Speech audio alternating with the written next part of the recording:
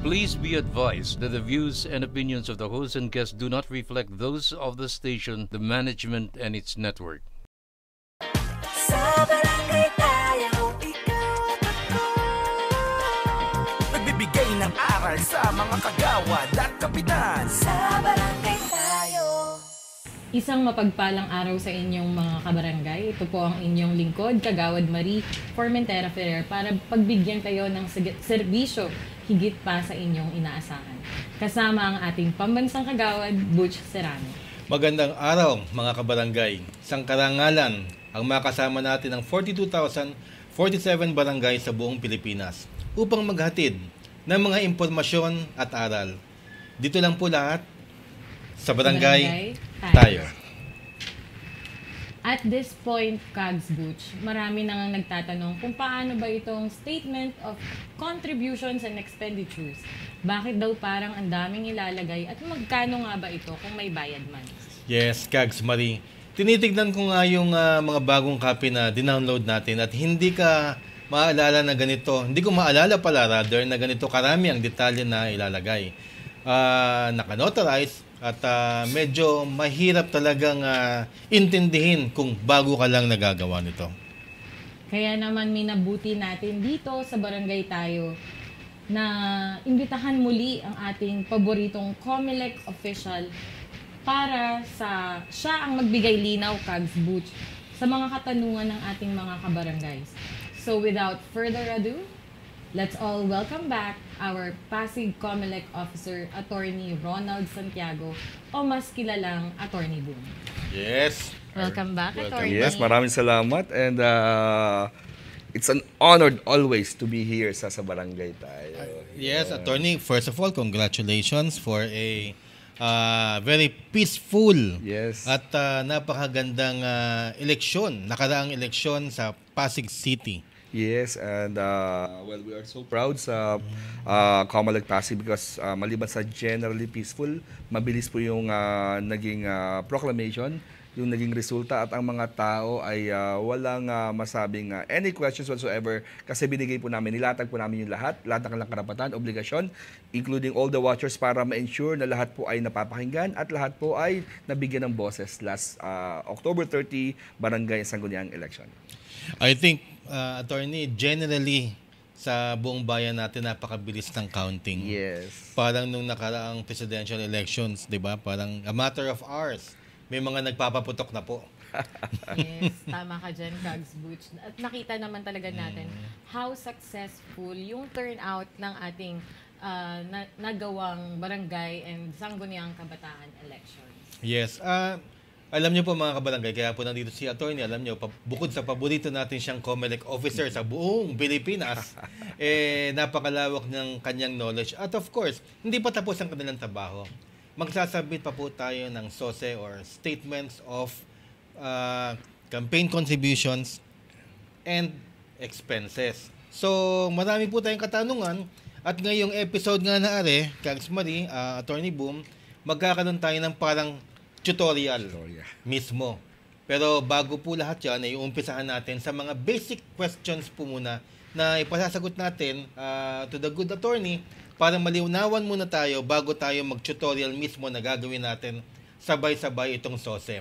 Pagpasensyahan nyo na po kami ni Kags Marie tsaka ni SK May, hindi po namin masagot yung mga questions nyo sa Facebook tungkol po sa SOSE sapagkat hinihintay po namin si Attorney Boom dahil bago lang din po sa amin to. Kags, matanong ko lang bago tayo mag-umpisa. Ganito ba tayo noong 2018? Hindi naman. Ganito rin, Kags. Every time naman may election tayo, may SOSE talaga tayong pinafile. Pero ang napansin ko kasi ngayon, mga kabarangay, for me, parang naging komplikado at mabusisi.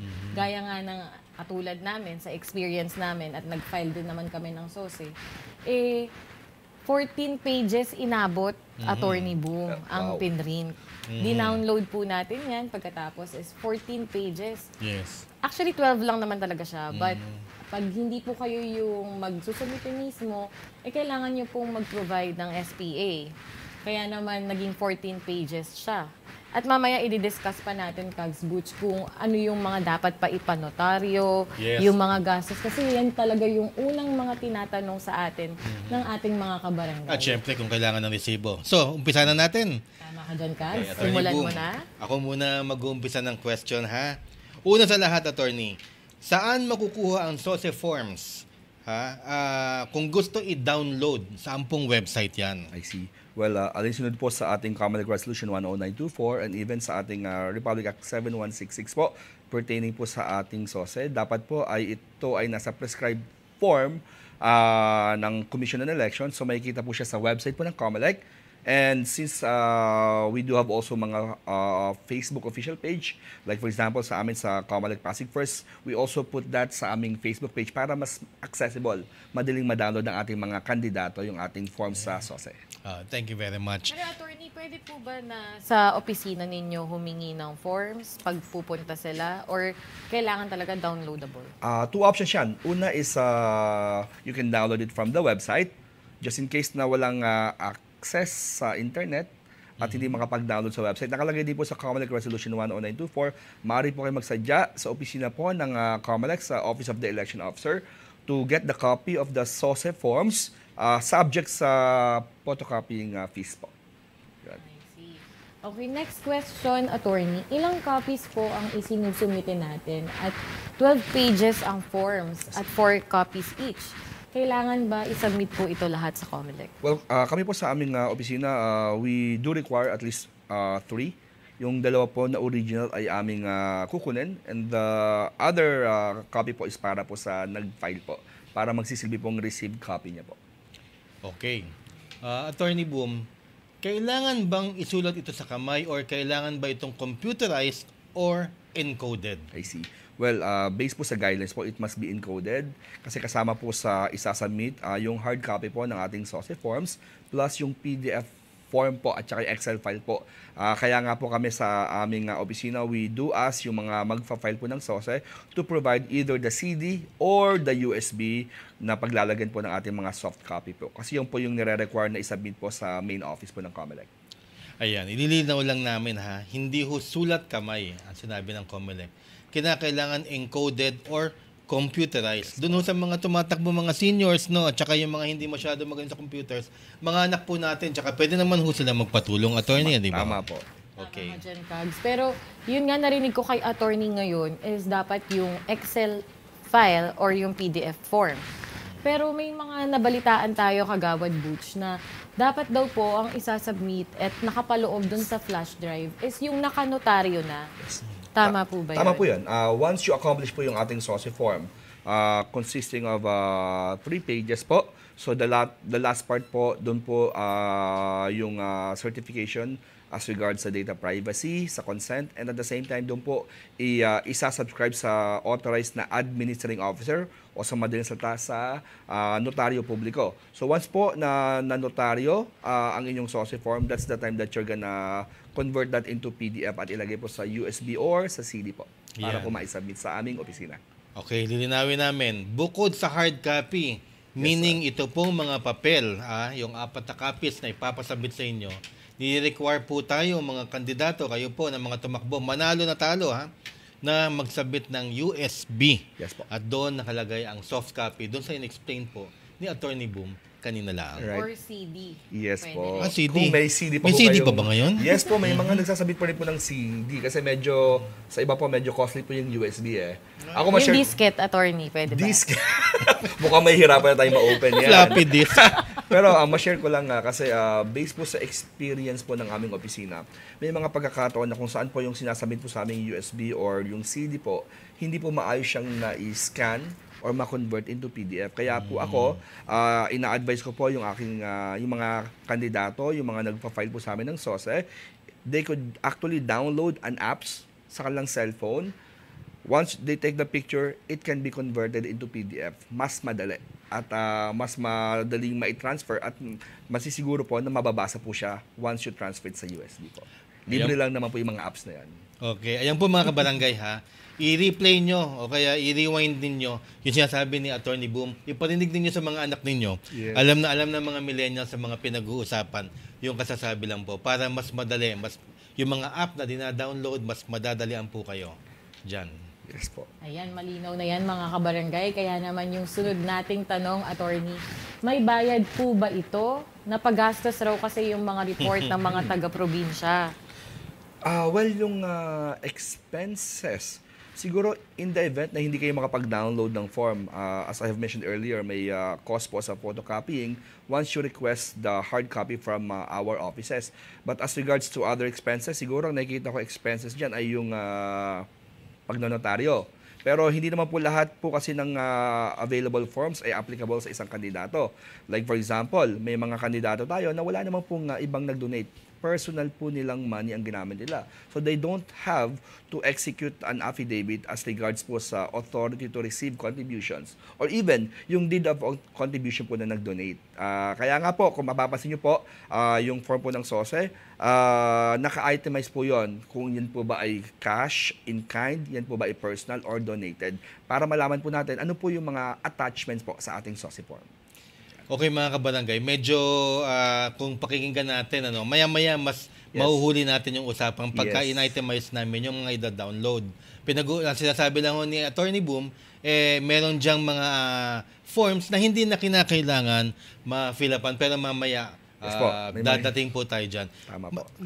Tanungin na natin si attorney, kasi notarized sabi na pag-asos Apo. Notarized, each pages ba attorney o yung kinakailangan lang po? Yung kinakailangan lamang po, like as I have mentioned earlier, kasi may mga kandidato, personal money nila yung ginamit nila, so they just need to declare yung personal money nila na na-spend during the campaign. Pero may mga kandidato rin po kasi na may mga nag-donate. So if that's the case po, they have to execute po yung authority to receive contribution, and at the same time, yung nag-contribute, yung donor po, kailangan niya mag-execute po ng deed of contribution. That should be attached po sa inyong isasubmit na SOSE.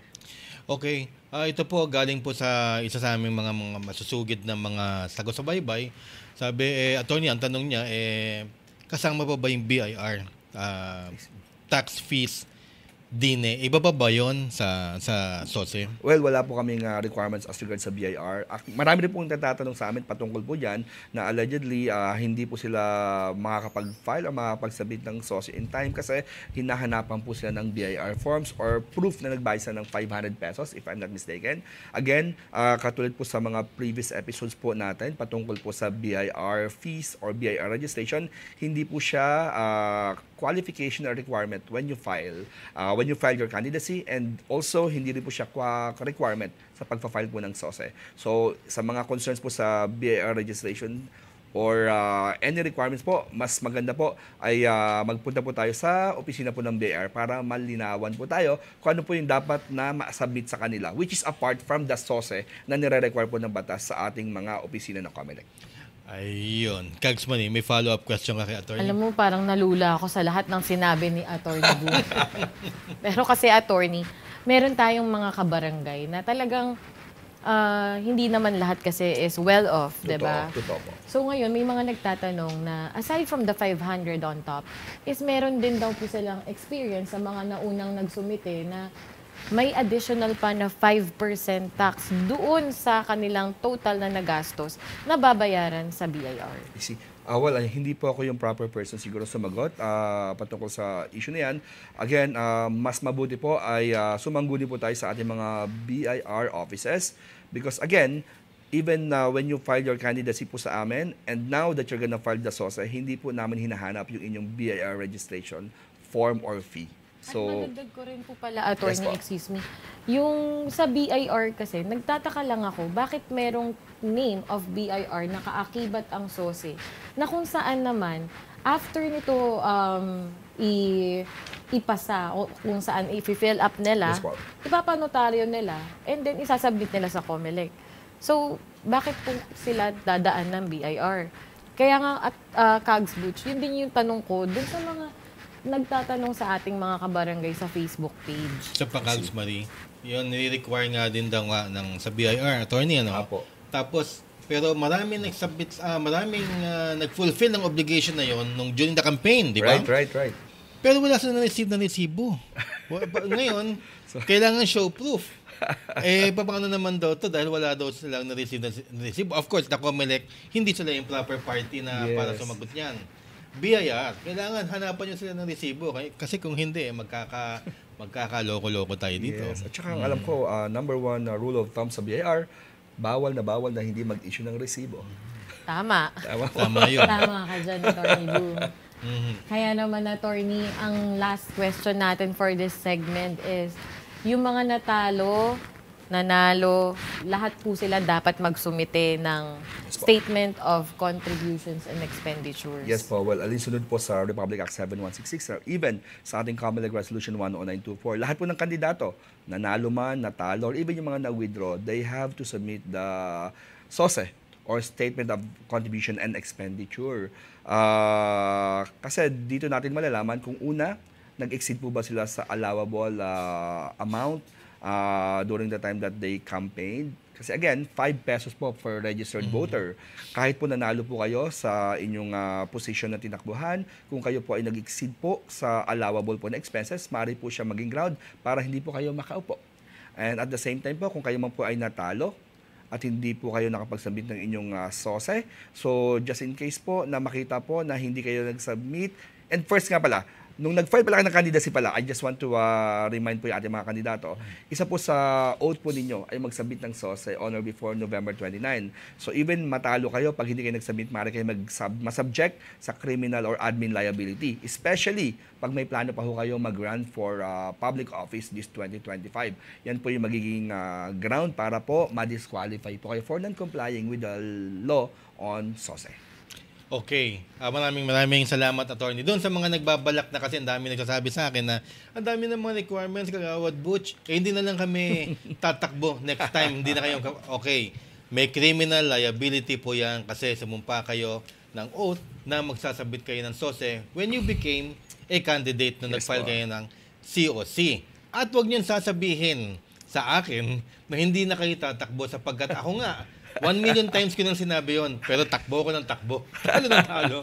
Kaya po, yan po ang inyong pong iisipin, lalo-lalo na dun sa mga matataas ang ranking. Yes po. Pero hindi naman lumusot. Hindi natin na malalaman yan kung hindi nyo ulit susubukan. Kaya sa amin pong pagbabalik, ito na po yung tutorial na sinasabi natin. Hawakan nyo na po yung mga dinownload ninyong mga forms. Dahil isa-isahin natin yan with Cags Marie and Attorney Boom Santiago. Dito lahat yan. Sa barangay tayo.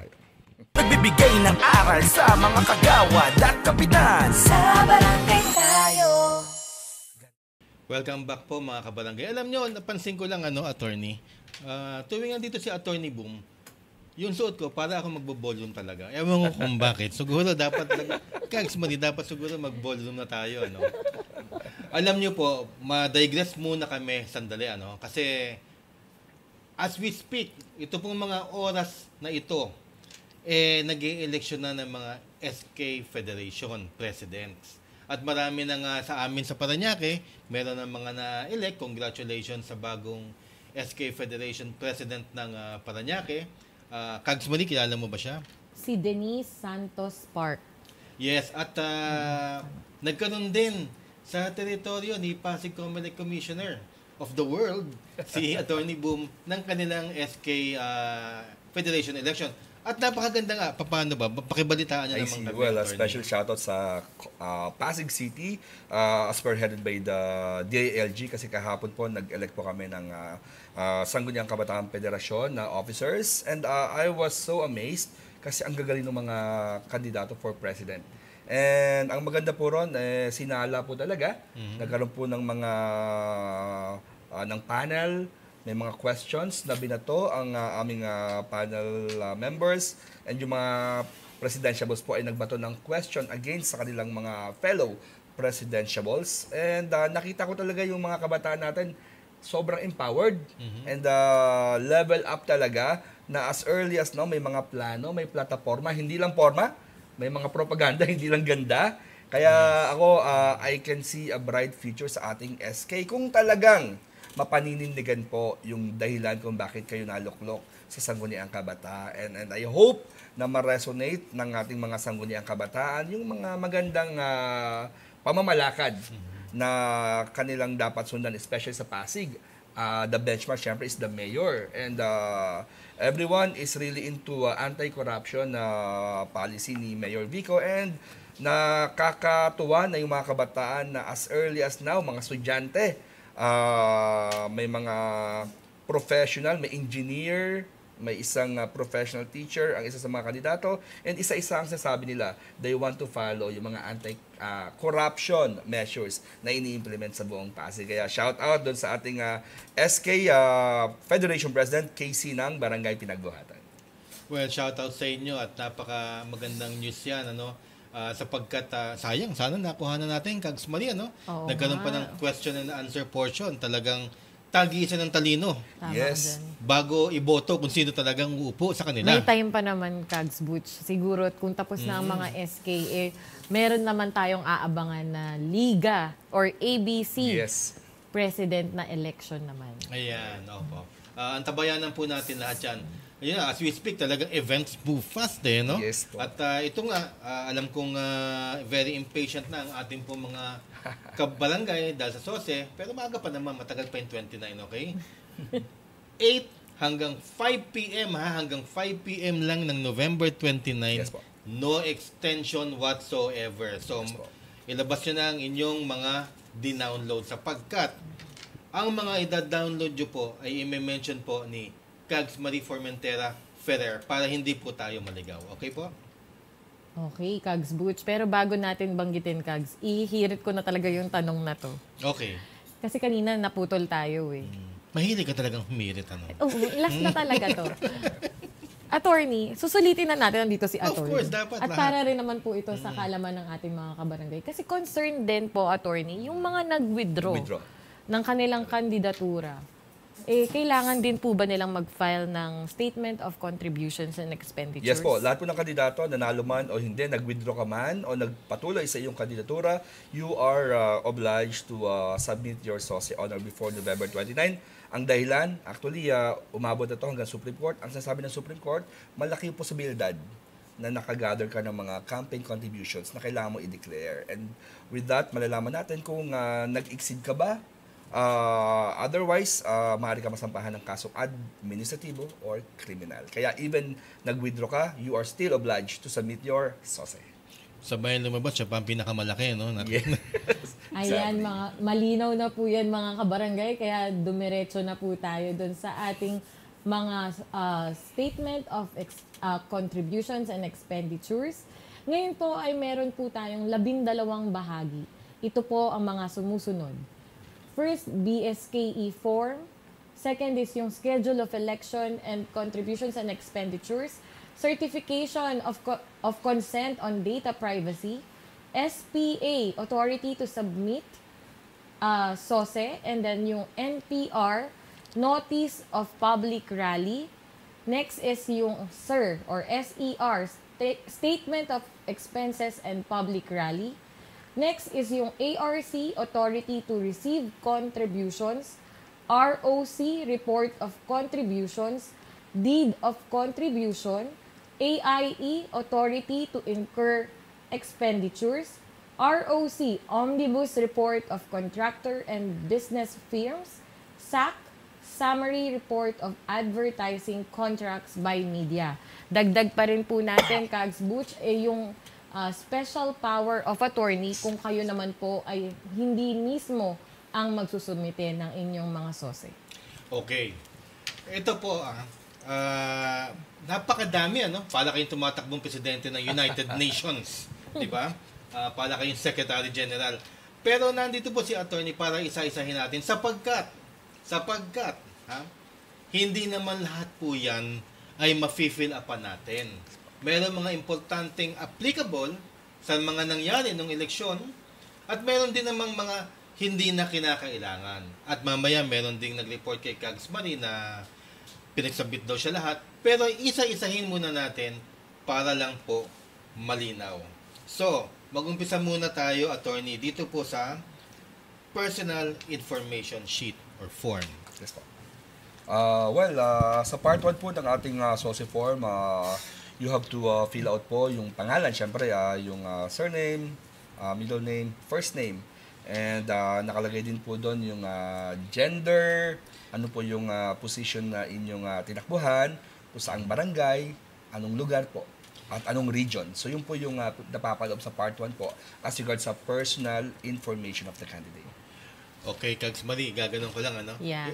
If anything you would like to interject, wala naman problema, Kags Wala Marie. naman. So, nandito po yun sa taas, pinakataas. Yes po. Ang susunod po dyan, Part 2, Total Election Contribution and Expenditures. Nandito po, attorney, if I may, Yes po. contributions received, cash contributions, in-kind contribution, kasi iba yung cash, iba yung in-kind. Tapos, total contributions received, expenditures, paid out of personal funds, kung kayo naglabas mismo, cash contributions, at saka in-kind contributions. Maaari pong pahapyawan po natin to, attorney. Alright, dun sa part 2 po, dun sa total election contribution and expenditure, i-ask po kayo dyan kung may mga natanggap po ba kayong cash contribution. So may mga nag-donate po ba sa inyo nung kayo po ay nangangampanya. So you need to put the amount. Otherwise, kung wala naman po nag-donate sa inyo, you just need to put 0.00, indicating na wala po kayong natanggap na any cash contribution. Also, kung meron po kayo natanggap ng mga in-kind contributions, so ibig sabihin, instead na cash, binigyan kayo ng mga tarpaulin. So you T-shirts. have, Bawal. t-shirt, Bawal. t-shirt binigay pero bawal ipamigay. So, ilagay niyo po yung value, especially po yung resibo po, kasi dapat po kung may nagbigay po sa inyo ng in-kind, kailangan po may resibo, sino po yung nag-donate o yung contributor. Because yung nag-contribute po, kailangan po niyang mag-execute po ng deed of donation pertaining po dun sa kanyang in-kind contribution. At the same time, dapat po bilang kandidato or kung meron po kayong authorized representative na authorized to receive such contribution, meron din po kaming form na inyong i-fill out at dapat po yun ay notaryado po. Kasi dapat po lahat po ng inyong ilalagay po rito ay under oath. Kaya po ni-require na notaryado. Okay. Part 3, Kags Marie? Part 3 naman tayo, attorney. Ayan, mga kabarangay, yan po yung summary report of lawful Ay, expenditures. Kagawad Marie. Yes po. Bago po tayo pumunta sa part 3, meron pong part 2B about sa expenditure. Ayun. Ayan. So, na-miss out ko yun. So, sa expenditure naman po, so, i-indicate nyo po yung mga expenditure na galing po sa inyong sarili. So, you need to put the amount. O kaya, yung mga expenditure o mga nagastos ninyo na mula sa mga cash contribution or in-kind contribution. Tapos, ito total nyo po yan. So, kapag wala naman po kayo, again, na nilagay sa part 2A as regards sa contributions received, dapat po mag-reflect din po siyang 0.00 po. Yan. Kung walang gastos at walang na-receive, Yes po. 0.0. Okay, napakadali po nyo. Napakalinaw rin po niyan. So, doon na tayo mga kabarangay sa part 3. Yes po. Sa part 3, meron din po tayong 2 parts. First is yung subtotal of lawful expenditures per expense type category. Yes po. Paano naman tayo dyan, I attorney? see. Ito naman yung mga, ang dami I see. Well, kung mapapansin po ninyo kung bakit itemized po ito. Kasi gusto naming malaman, ano po ba yung pinagkagastusan ninyo sa inyong kampanya. So, maaring ito ay dahil sa travel expenses, personal expenses. For example, may inutos ka. Yung inutusan mo, hindi mo pwedeng libre. So, kailangan mag-acknowledge siya na binigyan mo siya ng certain amount na pwede mong ma-declare sa iyong SOSE. O kaya, may mga compensation sa mga nag-campaign sa'yo or may mga in-employ ka ng mga tao para i-further ang inyong campaign. So, you have to indicate the amount and at the same time, syempre, dapat i-attach nyo po yung resibo or acknowledgement na siya ay tumanggap ng compensation mula sa inyo bilang kandidato. Ang pinaka-common po rito yung mga printing. Kung kayo po ay nag-print or nag-distribute ng mga tarpaulins or mga flyers. So, you have to indicate the amount supported by the official receipts. And other items like kung kayo po ay nag-employ ng mga watchers, ilan, magkano ba yung bayad per watcher, dapat po yung total amount, i-reflect nyo po rito. At as proof na kayo po ay nagbayad ng watcher, dapat may acknowledgement po or may payroll yung mga watchers na nag-receive ng kanilang mga kabayaran. O kaya, kung medyo social ka, nag-rent ka ng isang place ng headquarters, you have to indicate the amount that you spent during your campaign and other expenses like nag-rent ka ng mga venue for the political meetings, rally, sound system. So lahat po yun dapat duly reported, the amount, at duly supported ng mga official receipts. Okay po, attorney. Medyo uulitin ko lang po kasi katanungan po ito ng ating mga kabarangay, yung mga nagkandidato, especially sa mga probinsya. No?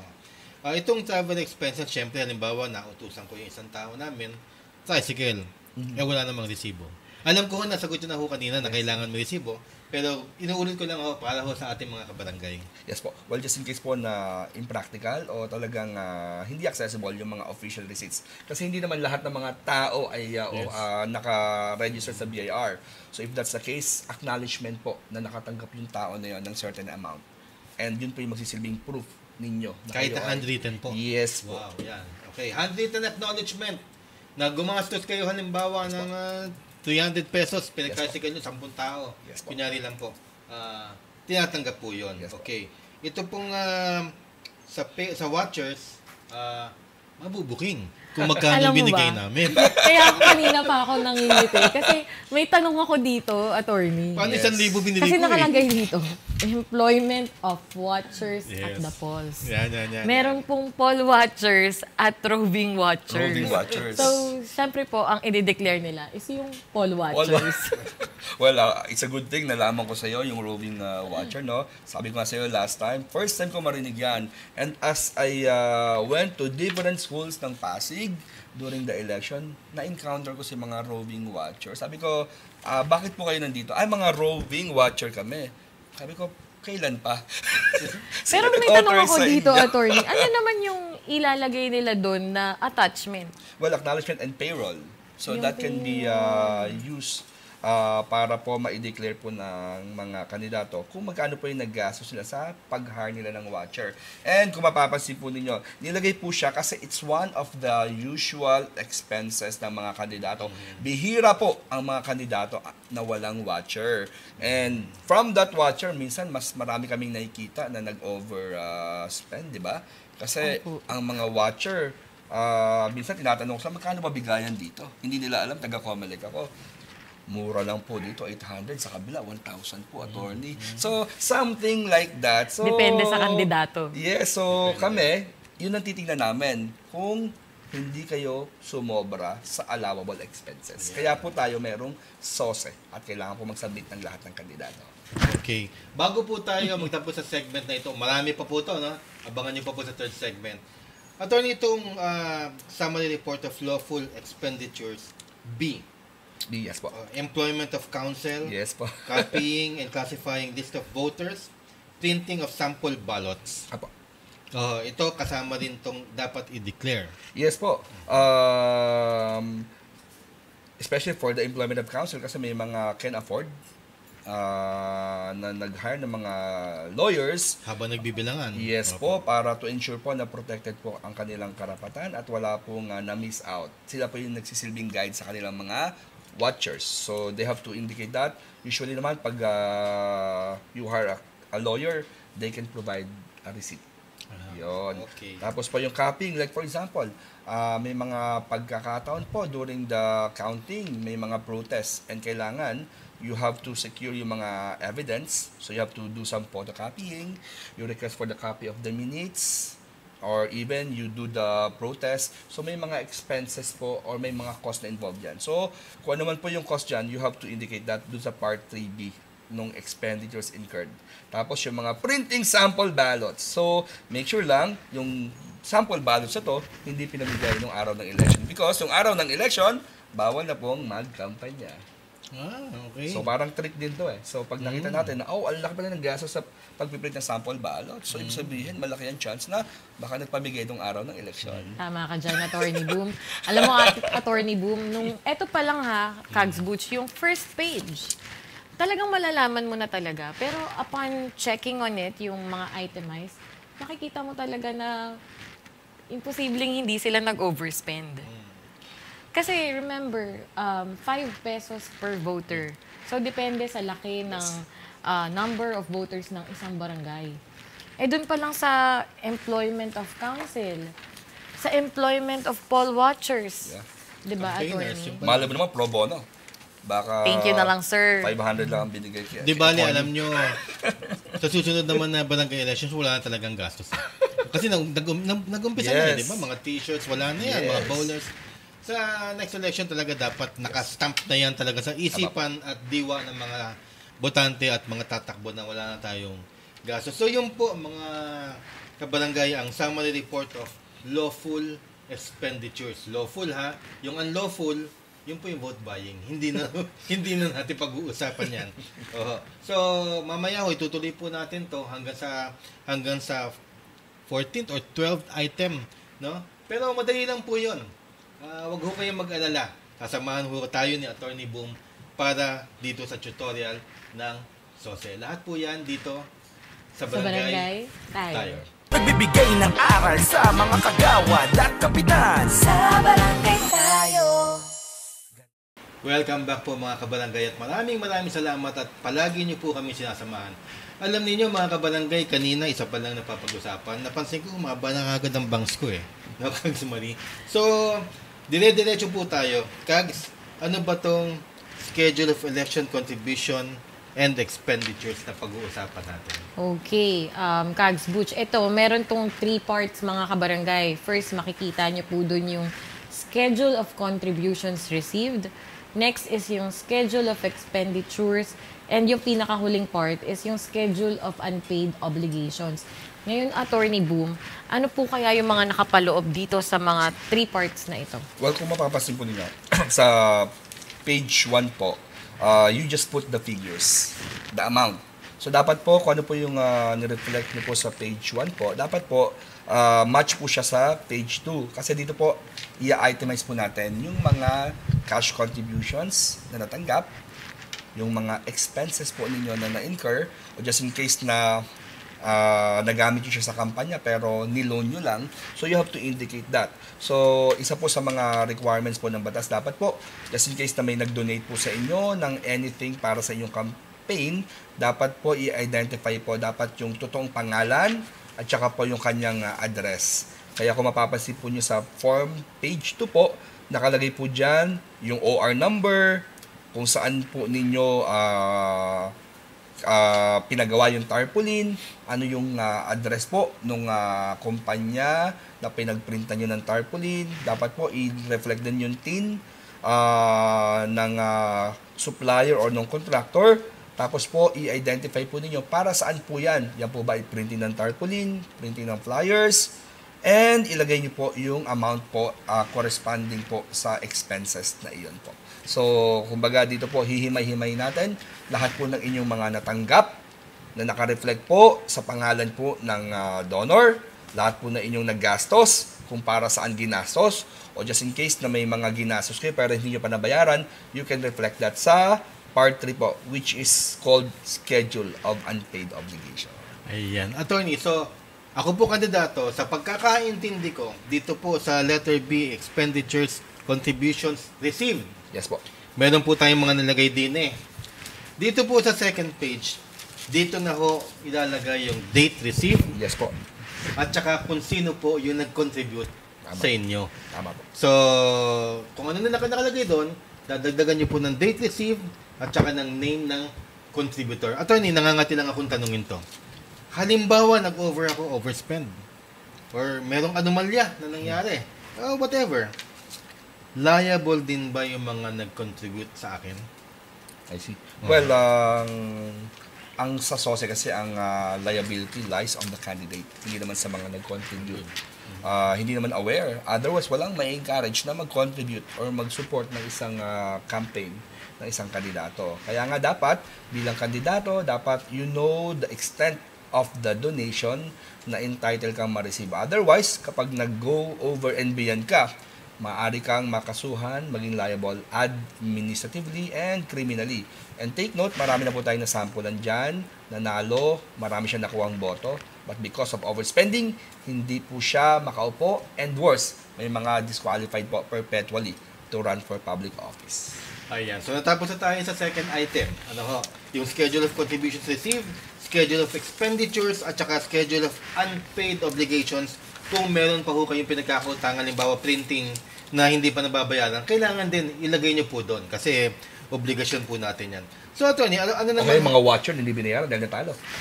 May kilala akong ganyan. Nung bata ako, ganyan. May experience ako, natalo, hindi ako binayaran.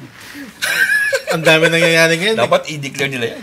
In fact, pinangako, 1.5, pero nung dumating doon, wala. Yung iba, 200 na lang ang binigay. Totoo. Well, ganun talaga ang politika. Hindi magandang ano yun, hindi ho magandang kausap yung mga ganong klaseng mga... Tawag doon, kaya siya natalo, deserve. Deserve. Oo. So, ito naman, next item, certification and consent on data privacy. Ito po, attorney, yung magbibigay ka ng consent, pipirmahan mo para yung datos mo wherever sa sa internet or Yes po.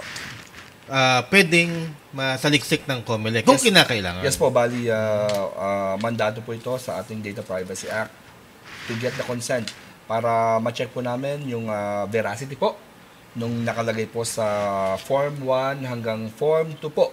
And from there po, we could come up with something. Either ma-determine namin na may overspending o kaya baka may mali siya nilagay na personal information na may intent to defraud the COMELEC. So yun po yung basihan kung bakit meron po kaming portion na kailangan magbigay siya ng consent for data privacy purposes. Okay, kung wala kayong tinatago, madali lang to, pipirmahan nyo lang naman yan at saka notarize. Yes po. Opo.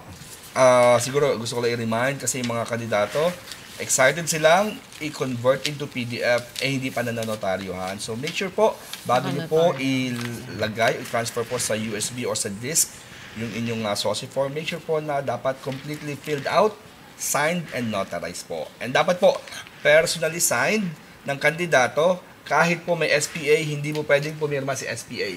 Si SPA po, yung authorized representative, can only submit it to us instead of you. Pero never siyang allowed or authorized to sign in your behalf.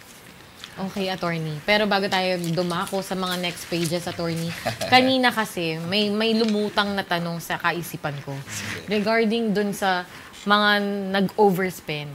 May mga nabasa kasi ako sa comment section, Kagawad Butch, na hanggang kailan sila pwedeng mag-file or magprotesta dun sa kandidato na alam nila talaga na nag-overspend sa COMELEC. I see. Well, pinakamahalagang tanong dyan is ano yung ebidensya. So, dapat makakuha sa ng copy nung SOSE that would reflect na may overspending.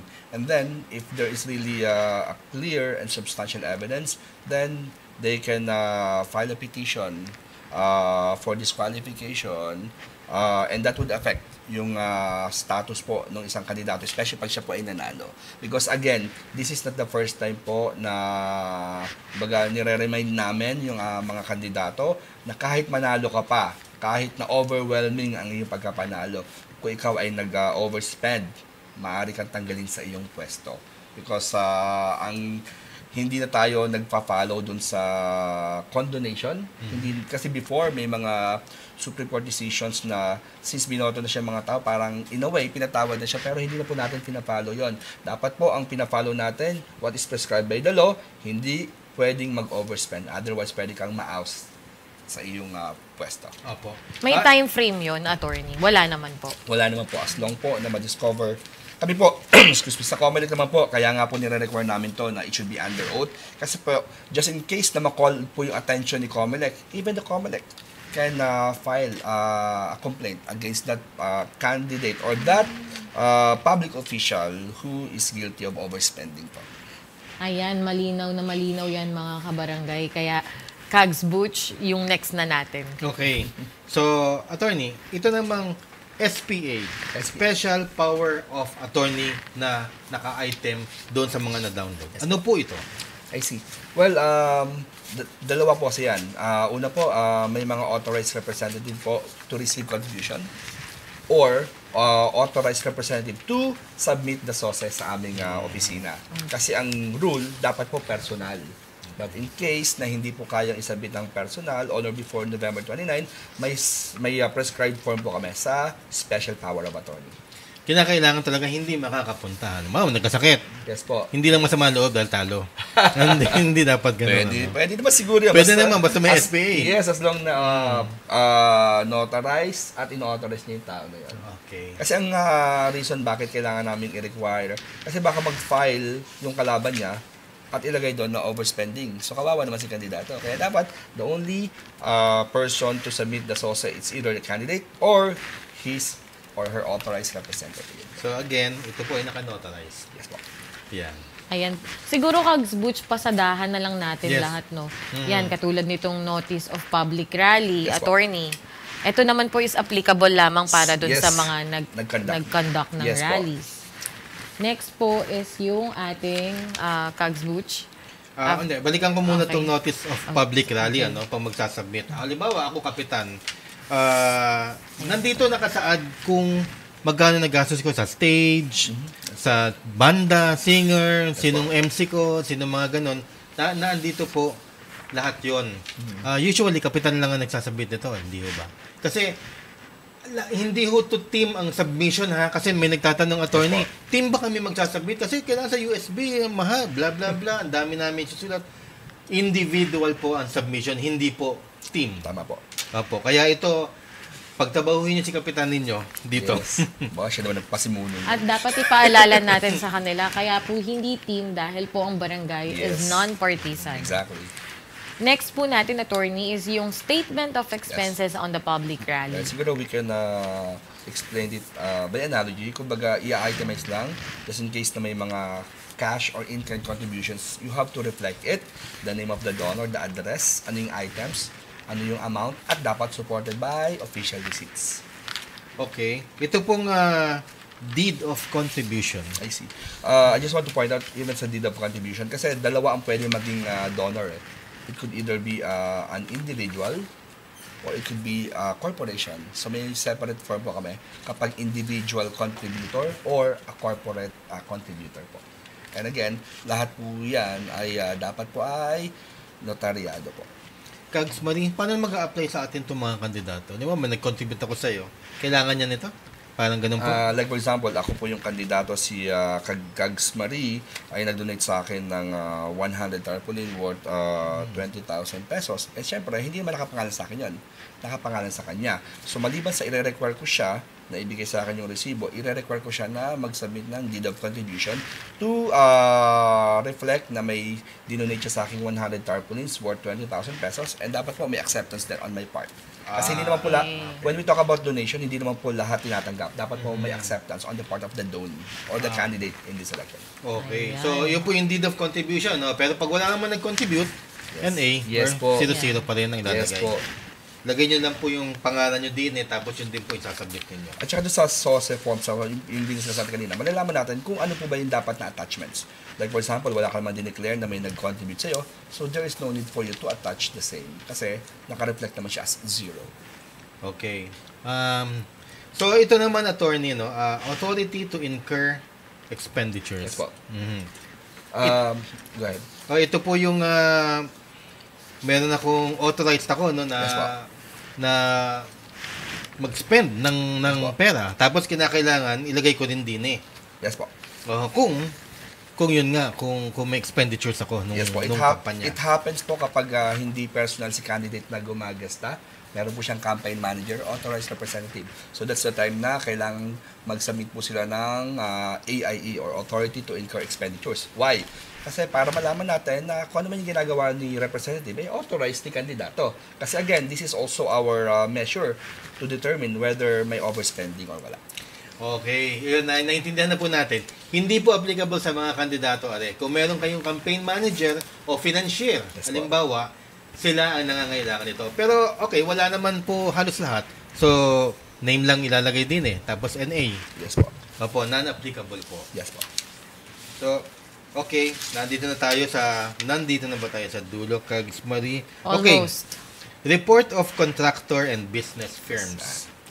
So ito po yung sasabi ko kanina, may mga pagkakataon na ang nag-donate po ay yung mga corporation po. Yes. So dapat po ma-identify po dyan, ma-itemize ano yung dinonate, kung may acceptance on the part of the candidate, may OR. Usually po kapag may mga ganyang donation po on the part of the corporation, dapat po it should be supported by secretary certificate at saka board resolution. Kasi kahit ikaw may-ari ng corporation, hindi ka basta-basta mag-execute ng deed of donation unless you are authorized through board resolution and secretary certificate. Yan ang sinasabi ko, Kags Butch, kanina, na medyo komplikado. At lalo na pag deed of contribution, napansin ko yung mga forms na yun, kaya pala dumami, is magkakasama yung deed of contribution, yung omnibus report of contribution, authority to receive contribution, and yung report of contractor and business firms. Pero kung wala naman, wala rin naman problema. Wala naman susulat. Kagaya, nasa huli na tayo, ano? Yes, yung Okay, pinakahuli. kita ang bilis, ano? Natapos din natin.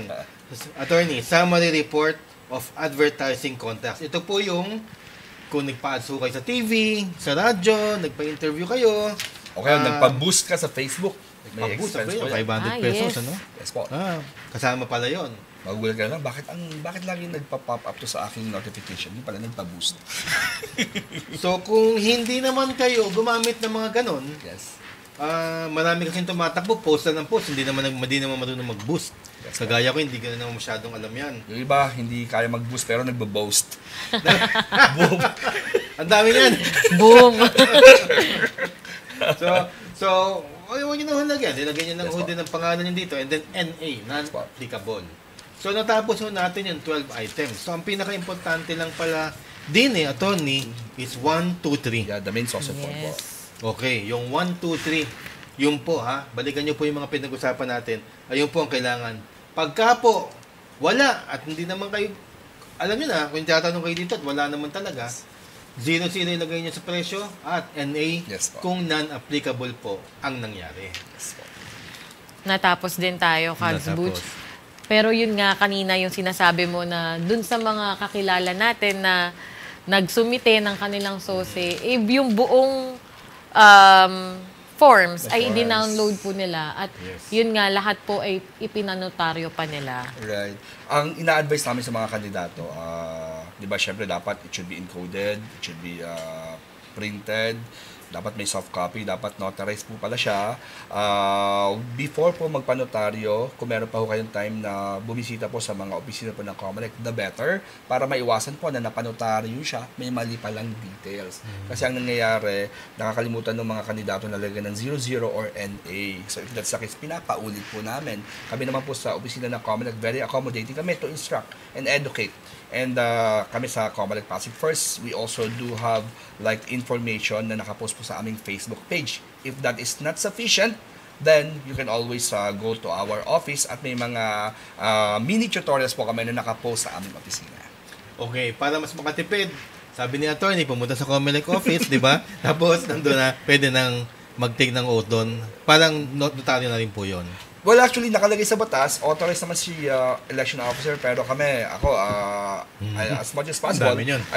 kumbaga parang just for me not to be bombarded with so much thing na inotaryo, kumbaga marami naman tayong accessible ng mga notaryo publiko. Diba? Hindi naman siguro siya kamahalan, 100 pesos siguro would be sufficient. Depende. Pero sa kung 48 isang, pages lahat, notaryo publiko.